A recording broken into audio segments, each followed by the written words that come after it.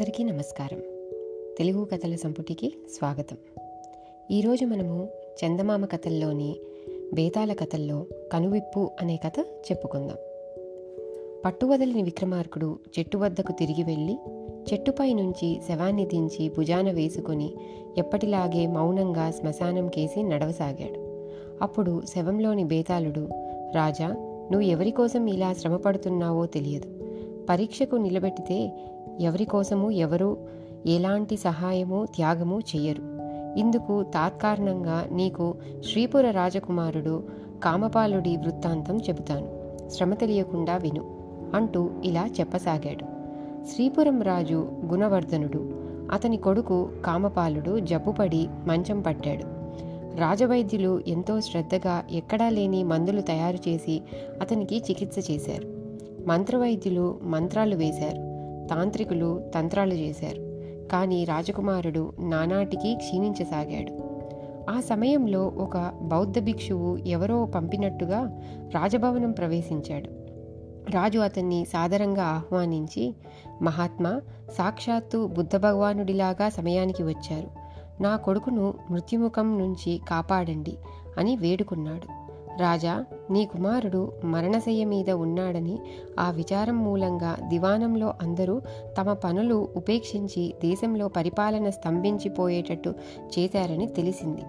నీ కుమారుడు బతకాలని ఎవరు కోరినా బతుకుతాడు, అందుకు సందేహం లేదు అన్నాడు బౌద్ధ సన్యాసి. అదేమిటి స్వామి, నా కొడుకు బతకాలని కోరిన వాళ్ళు ఈ దేశంలో ఎవరు లేరు?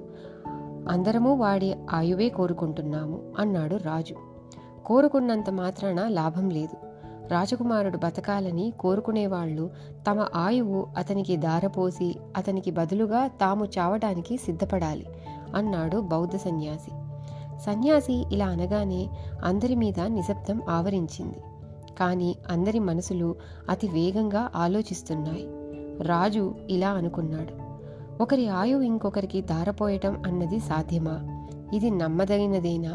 ఇది నిజమే అయి మాట వరుసకు నా ఆయువు నా కొడుకు దారపోసి నేను కన్నుమూస్తే ఈ పసివాడు ఎప్పటికి పెరిగి పెద్దవాడే రాజ్యభారం వహించాలి. అంతదాకా వాడి యోగక్షేమాలు ఎవరు చూస్తారు?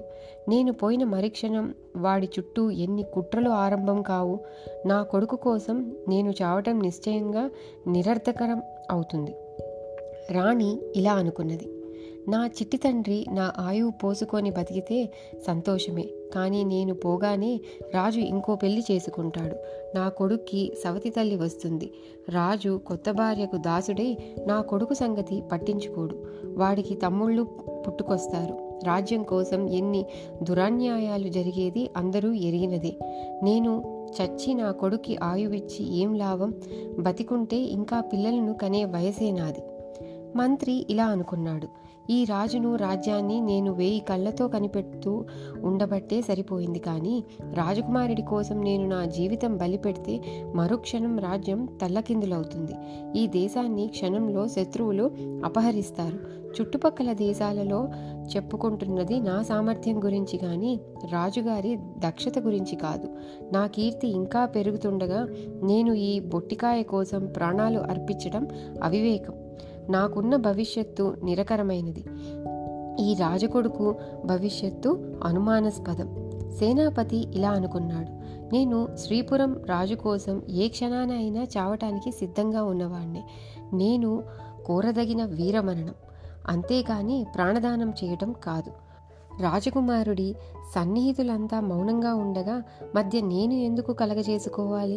దివానంలో ఉన్న పెద్ద ఉద్యోగులు చాలామందికి రాజకుమారుడు బతికినా బతకపోయినా ఒకటే. వారంతా మర్యాద కొరకు విచారం నటిస్తున్న వాళ్లే. బౌద్ధ సన్యాసి అందరికేసి చాలాసేపు చూసావా రాజా, నువ్వు పొరబడ్డావు. నీ కొడుకు బతకాలని కోరుకుంటున్న వాళ్ళు మీలో ఒక్కరూ లేరు అంటూ గిరుక్కున తిరిగి వెళ్ళిపోయాడు. బేతాళుడు ఈ కథ చెప్పి, రాజా, రాజకుమారుడు పోతాడేమోనని బెంగపడుతున్న వారిలో ఒక్కడు కూడా తన ఆయువు వాడికి ఇయ్యటానికి సిద్ధపడకపోవడానికి కారణం ఏమిటి? మిగిలిన వాళ్ళది నటన అనుకున్న కన్న తండ్రి తల్లి కూడా తమ ఆయువు తమ కొడుక్కు ఎందుకు దారపోయలేదు? అపేక్షలు అంతఃకరణాలు వాస్తవం కాదా? అందరివి మోసం బతుకులేనా? ఈ సందేహానికి సమాధానం తెలిసి కూడా చెప్పకపోయావో నీ తల బద్దలవుతుంది అన్నాడు. దానికి విక్రమార్కుడు, ఆపేక్షలు అంతఃకరణాలు అబద్ధం కాదు. ప్రపంచంలో ఒకరి కోసం మరొకరు దుఃఖించటము, ఒకరి సంతోషాన్ని ఒకరు పంచుకోవటము, పిల్లల పట్ల పెద్దల వాత్సవ్యాలు, పెద్దల పట్ల పిల్లల అభిమానము, ఇవన్నీ మానవ జీవితంలో వెలలేనివి, జీవితానికి అందము శోభ కలిగించేవి.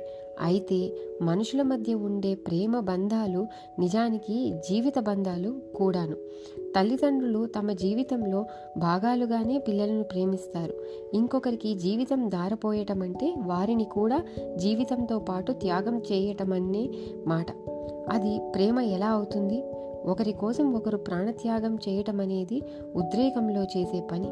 బుద్ధితో ఆలోచిస్తే దానికి ప్రత్యేకమైన విలువ ఏమీ లేదు. ఉదాహరణకు రాజు రాణి తమ కొడుకు కోసం తాము తమ ఆయుర్ధారం దారపోయటం గురించి బుద్ధి ఉపయోగించే ఆలోచించారు.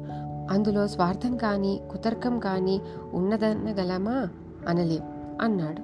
రాజుకు ఈ విధంగా మౌనభంగం కలగగానే బేతాళుడు శవంతో సహా మాయమై తిరిగి చెట్టెక్కాడు. ఇది కథ. తిరిగి ఇంకో కథతో మళ్ళీ కలుద్దాం. అంతవరకు సెలవు.